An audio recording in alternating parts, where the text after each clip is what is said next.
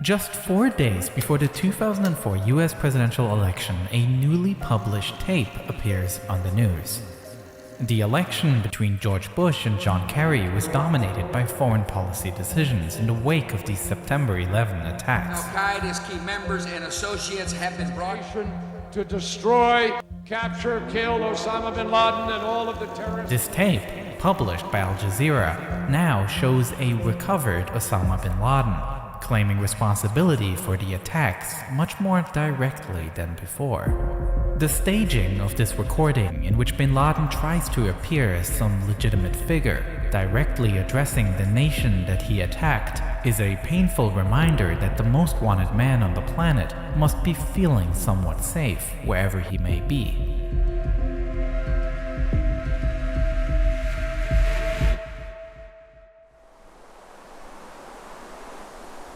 At the very same time, at the CIA headquarters in Virginia, where a special unit was tasked with finding Bin Laden, pretty much every lead had gone cold at this point. A situation that was even more frustrating considering that almost 3 years ago, they believed they were close to catching him. By the end of the 2001 US invasion of Afghanistan, Al-Qaeda fighters had been pushed into the eastern part of the country. Here, they barricaded themselves in the caves of Tora Bora, and American intelligence agencies suspected Bin Laden to be amongst them. Supported by the Americans, local Afghan tribes fought through the terrain, and heavy airstrikes were carried out.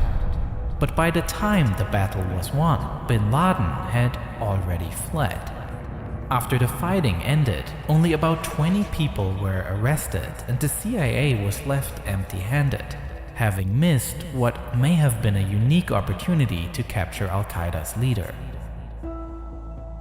But at least one of the people arrested here would eventually open a lead for investigators to follow. Prior to his capture, Mohammed al-Qahtani was unknown to the investigators. He himself denied any connection to Al-Qaeda and said that he was in Afghanistan to pursue his interest in falconry. But when investigators took his fingerprints, they found a match in their system. They found out that just a few weeks before the September 11 attacks, he had tried to enter the United States. Carrying $2,800 in cash with him and traveling on a one-way ticket, the customs agent became suspicious of Qahtani and denied him entry to the country, fearing he might be trying to illegally immigrate. The investigators also knew that on the very same day, a call was placed from Orlando Airport to an Al-Qaeda telephone number in the United Arab Emirates. This number had been monitored, and the fact that Qahtani was at the airport at the same time made investigators scramble to establish some sort of connection between these events. FBI agents worked their way through piles of airport surveillance footage looking for more leads, and eventually they were successful. They were able to identify a car that was at the time rented by Mohammed Atta. Atta was the ringleader of the September 11 attacks and piloted American Airlines Flight 11 that struck the North Tower of the World Trade Center. It was concluded that Atta was waiting at the airport to pick up Qahtani. It is widely believed that Qahtani was intended as one of the hijackers of United Airlines Flight 93, which is the flight that failed to reach the attacker's intended destination because it crashed in Pennsylvania while the passengers were attempting to regain control.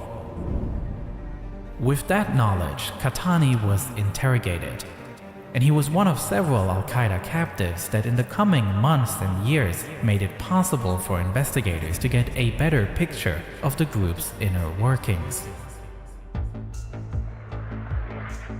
Abu Zubaydah, a logistician for the group, was arrested in March 2002 and offered the CIA information that Khalid Sheikh Mohammed, who was Al-Qaeda's operational commander, had planned the attacks on America.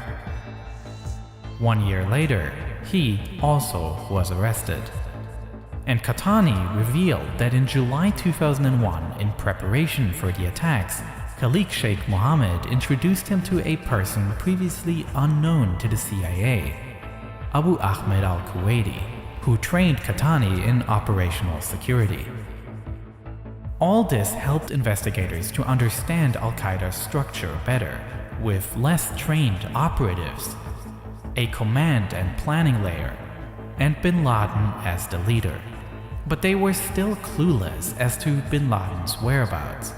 The CIA was mapping relationships to understand who was in close contact with him and how he communicated from his hiding place. The private network of Bin Laden, his family members, were also looked at. However, there was no contact between Bin Laden and those family members of him that could be located.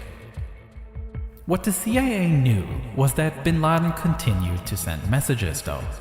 In the following years, new audio tapes appeared, and it was known that he was communicating with members of leadership within Al-Qaeda. The strategy of the CIA, therefore, was to look for the courier network, people that transport information. Big and tasty. War with Iran. I'm running for governor. Explode in the sky. Our congratulations on An historic victory. In mid-January 2004, Kurdish security forces arrested a man named Hassan Gul. He was carrying a letter that was addressed to Bin Laden. Gul was handed over to the Americans, who interrogated him and received crucial information indicating that a key person to finding Bin Laden had already been on the agency's radar. Hassan Gul claimed that it is Abu Ahmed al-Kuwaiti who operates as Bin Laden's personal courier. As the focus of the investigation shifts to Kuwaiti, investigators receive conflicting information about his role within Al-Qaeda.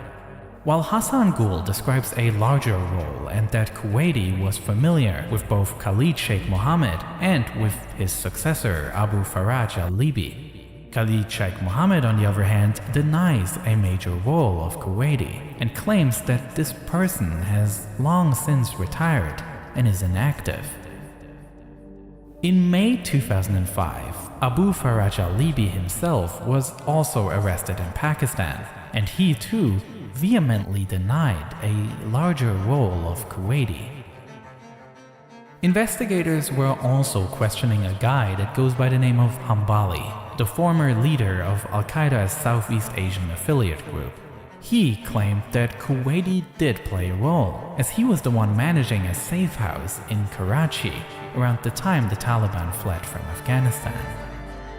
If anything, the many contradicting statements about the role of Kuwaiti made him all the more interesting.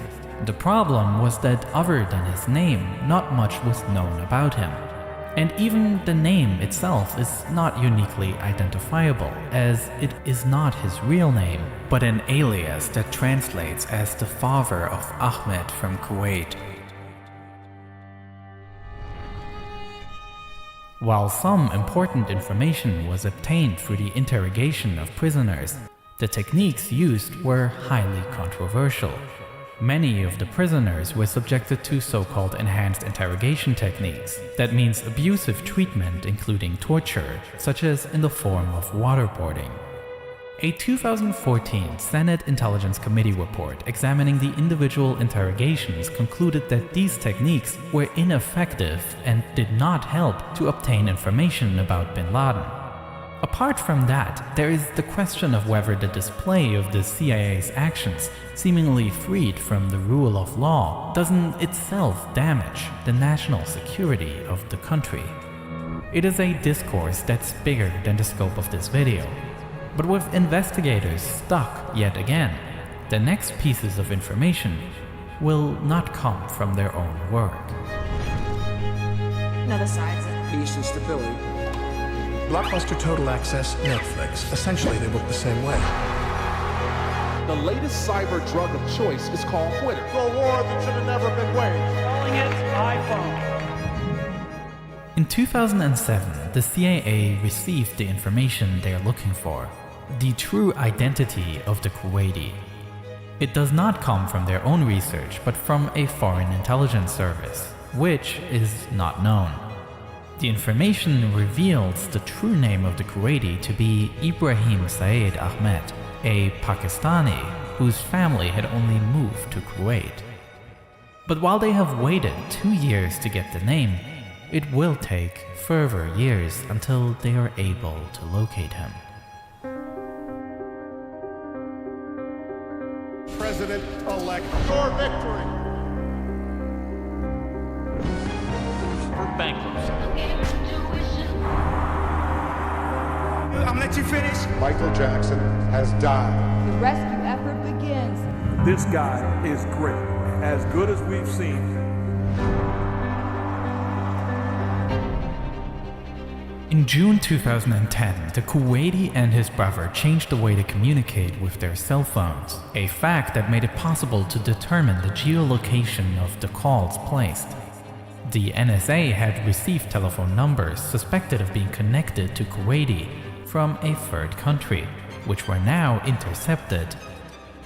Amidst the countless conversations monitored, one man stood out because he fit the profile of Kuwaiti. He spoke a mix of Arabic and Pashto, the language spoken in northwestern Pakistan, and in a conversation with a friend in the Persian Gulf, the man dodged the question of his whereabouts, cryptically replying that he is with the people he was with before. In addition, the investigators recognized that this individual goes to great lengths to prevent being tracked. His cell phone was switched off for most of the time, and it seems that he only put the battery in it when he was in the area around the city of Peshawar. As it became increasingly certain that this is Kuwaiti, efforts began to follow him on the ground.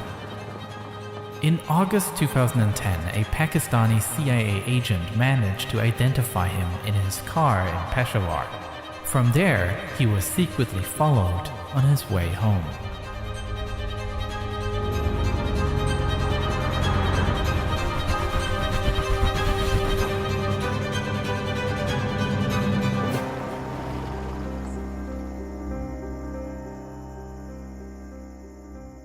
The large house surprised investigators. The agents had assumed that now that Kuwaiti had been identified, they would be monitoring him until he approached Bin Laden's hideout. But when you look at the massive compound in which Kuwaiti lives, investigators thought that they might already be there, that Kuwaiti may be living under the same roof as Bin Laden. Even though Washington wasn't entirely sure about it at the time, Bin Laden was located, and a manhunt that has had top priority since the September 11 attacks comes to its final stage. The task now was no longer with the intelligence agents, but with a team of special units who knew very little about what to expect when raiding this compound. On May 1st, 2011, at 11 p.m. local time, 2 Black Hawk helicopters, equipped with secret stealth technology, take off from Jalalabad airfield and head towards Bin Laden's compound.